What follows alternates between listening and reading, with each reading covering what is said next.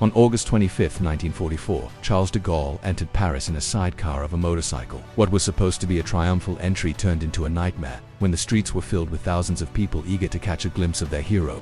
After making it to the Hôtel de Ville, the city's town hall, de Gaulle climbed up on a balcony to deliver a speech that would go down in history. But what did he actually say? And was he being honest about how Paris had been liberated? It's me. This is a World War II in real-time special episode on the liberation of Paris. You can tell I'm back in my old editing software. That's because I am. It's not working very well. So please bear with me. I'll be back in Premiere Pro next week. On August 1944, Charles de Gaulle returned to Paris for the first time since June 18, 1940. By then, most of the Germans had fled the city and fighting had ceased.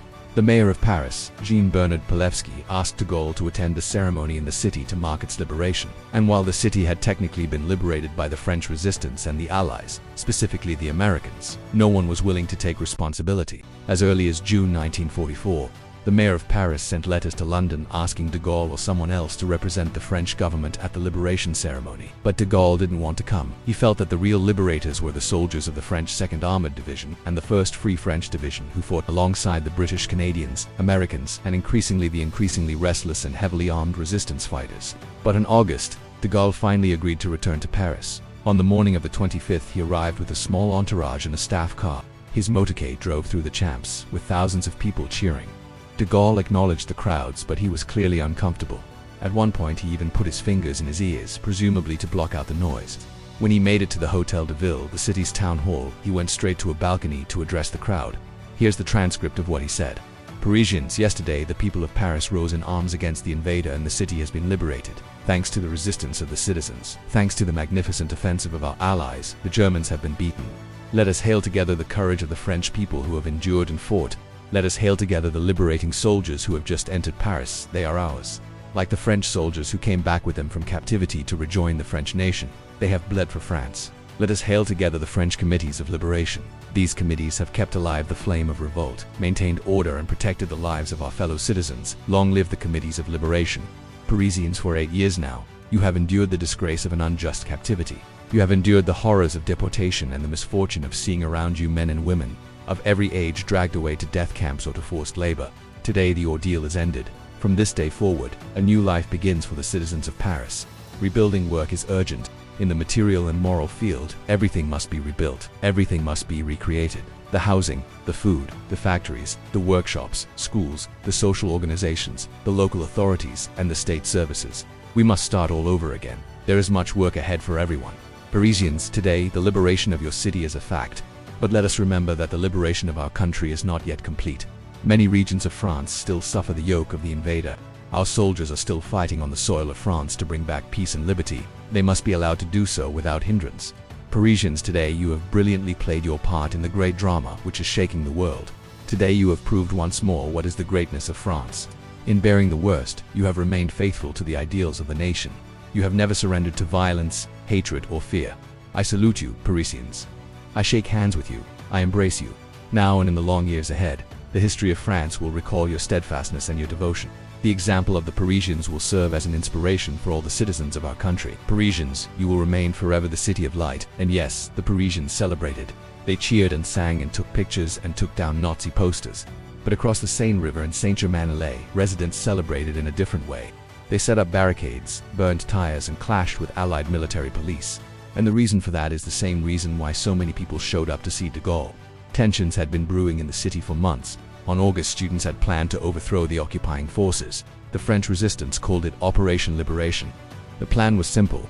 Undercover operatives would seize bridges and roads and other key infrastructure to prevent the Germans from leaving the city. Then they would set up barricades and wait for the Allied armies to arrive. The idea was that the students would liberate Paris, not the Allies. But the Allies weren't far behind. The U.S. 4th Infantry Division entered the city that evening and established a perimeter around the Champs. American soldiers patrolled the streets and helped restore order, but that wasn't enough for everyone. For many, the liberation meant revenge. Many Parisians attacked and killed suspected collaborators. Some were taken to makeshift tribunals and executed. De Gaulle tried to make sense of it all. As he stood on that balcony, he told the Parisians that they had liberated themselves.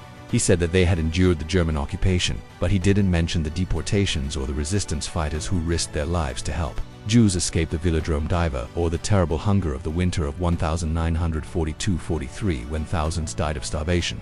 Instead, he praised the soldiers who had entered the city with him, particularly the troops of the French Expeditionary Corps, the same troops who had surrendered at Dunkirk 3 years earlier. Those troops had not distinguished themselves during the liberation.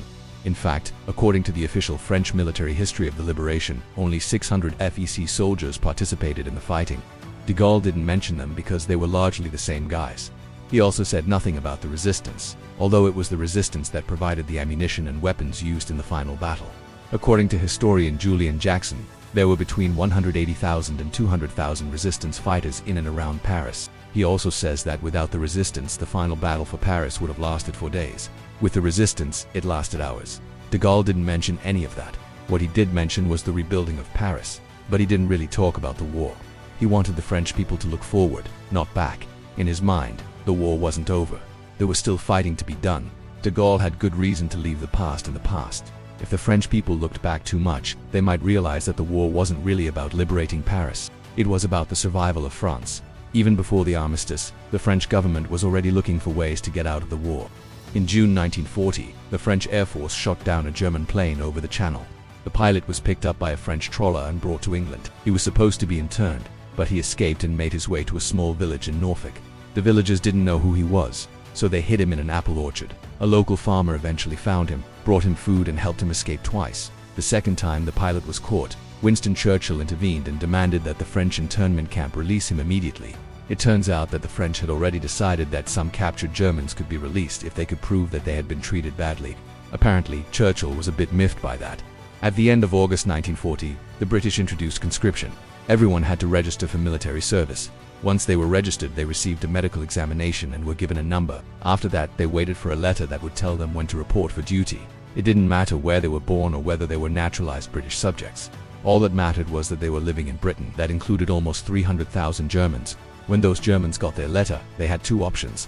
They could either report to a prison camp where they would be held until they could be repatriated, or they could go and fight for Britain. Most chose the former, but a few dozen volunteered for the latter, and that created a problem.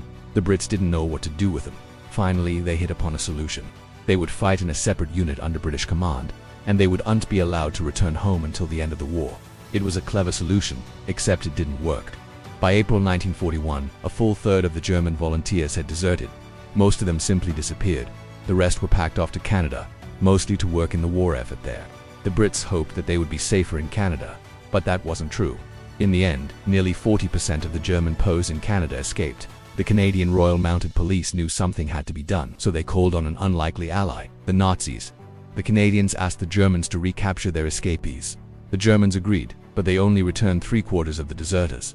Where the rest went, no one knows, but whatever happened, it worked. Desertions from the German unit stopped immediately. So I guess the lesson here is, don't trust foreigners. But more importantly, it shows that the French surrender was a fait accompli. The best anyone could hope for was a quick exit or an honorable surrender. The fighting was done. That's all for this episode. Next week I'll be back in my regular spot talking about the liberation of Brussels. So, join me then. Until then, remember the fallen.